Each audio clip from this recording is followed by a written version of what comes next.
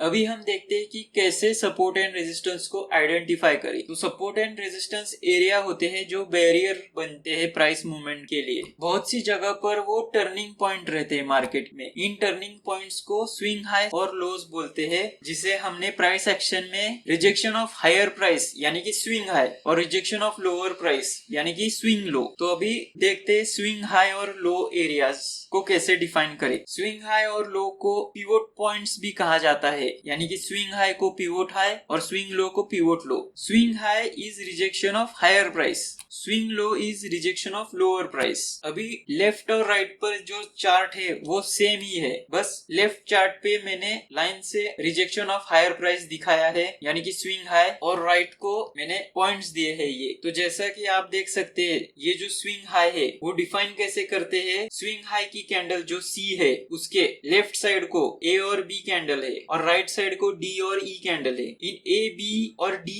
ई का swing high से high कैसा है, लोअर हाई है, यानी कि स्विंग हाई से कम है दोनों ए बी और डी और ई। इस पॉइंट को स्विंग हाई को मार्क करने का, तो ये वैलिड स्विंग हाई पैटर्न्स है, यानी कि वही जो हमने पिछले चार्ट में एबीसीडी में देखा। ये सेंटर की सी कैंडल है, तो सेंटर की कैंडल हमेशा हाई रहेगी और राइट और लेफ्ट में हाई नहीं तोड़नी चाहिए वो। तो ये दूसरा पैटर्न भी वो वही एग्जांपल है। यहाँ पर आप देख सकते हैं कि पहली कैंडल बड़ी है पर ये सी कैंडल से भी कम ही है, यानी कि मिडल कैंडल हमेशा हाई होनी चाहिए और राइट लेफ्ट को बॉडीगार्ड कह सकते हैं जो उसके सेंटर के कैंडल से नीचे रहते हैं। अगर इन तीनों में से कोई भी कॉम्बिनेशन मिला तो वो स्विंग हाई है।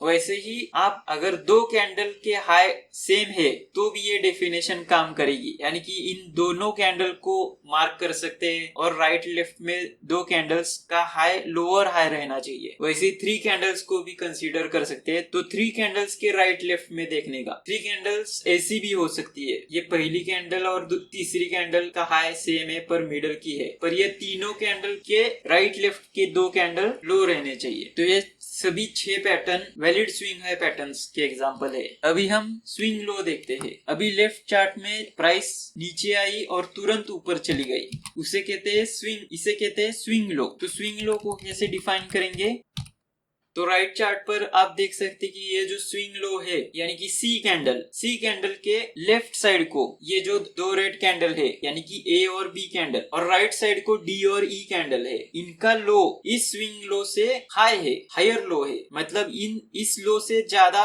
हाई है, यानी कि हायर लो, क्योंकि कैंडल का लो पॉइंट है पर इस स्विंग लो के हिसाब से वो हायर लो है। इसके भी वैलिड स्विंग लो पैटर्न्स है। ये पहला जो अभी देखा डायग्राम में इस तरीके से भी हो सकता है, ये तीसरे वाले जैसे भी हो सकता है, और दो कैंडल्स को भी स्विंग लो कंसीडर कर सकते हैं या तीन या तीसरा ऐसा भी हो सकता है। बस राइट और लेफ्ट की कैंडल्स हमेशा हायर लो होनी चाहिए स्विंग लो से। अभी हम चार्ट पे सिर्फ स्विंग हाई देखेंगे। ये देखिए ये दो हाई है और बीच की कैंडल का हाई इन दोनों हाई से लो है, पर हम कंसीडर कर रहे हैं कि ये दोनों हाई एक ही, तो ये भी वैलिड स्विंग हाई है। तो ये इस जगह को मार्क कर सकते हैं, इन दोनों पॉइंट्स को लेके स्विंग हाई मार्किंग। तो जैसे आपने देखा मार्केट आ गया और रेजिस्ट हो गया इधर, यानी कि ये रेजिस्टेंस हो गया। अभी यहाँ देखो ये हाई और इस कैंडल का हाई, इन बीच में 1 2 3 4 5 6 7 कैंडल्स को कंसीडर किया है। तो इन 7 कैंडल्स के लेफ्ट और राइट में दो कैंडल्स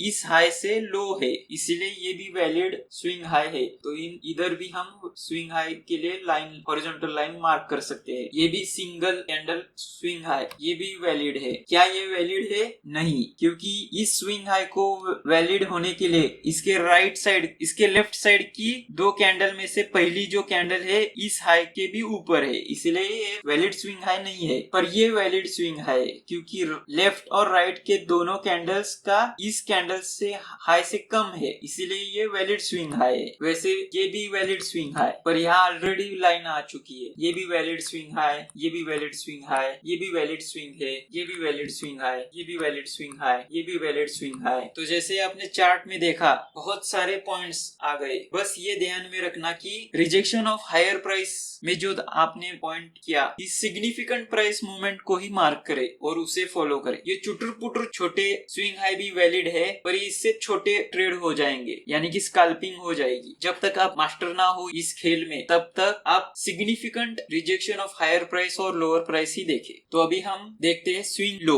चार्ट पर। क्या ये वैलिड स्विंग लो है? हाँ, लेफ्ट और राइट में हायर लोज है, ये पॉइंट वैलिड स्विंग लो है। अगर इन दोनों लो को पकड़ ले तो दोनों के राइट और लेफ्ट में हायर लो है, वैलिड स्विंग लो। ये वैलिड स्विंग लो नहीं है क्योंकि ये कैंडल बहुत ही नीचे आ गई। ये वैलिड है, ये भी वैलिड स्विंग लो, ये भी वैलिड स्विंग लो, ये भी वैलिड स्विंग लो, ये भी वैलिड स्विंग लो क्योंकि ये दो कैंडल और ये दो कैंडल, इसलिए ये भी वैलिड स्विंग लो, ये भी वैलिड स्विंग लो। अगर ये वीडियो पसंद आया तो लाइक कीजिए और कमेंट में बताइए क्या पसंद आया या फिर और कौन से ट्रेडिंग के वीडियोस आगे आप देखना पसंद करेंगे। और वाईएस ट्रेडिंग कोच को सब्सक्राइब कीजिए और नोटिफिकेशन बेल को टर्न ऑन कीजिए ताकि हमारे अगले वीडियोस के बारे में आप नोटिफाई हो।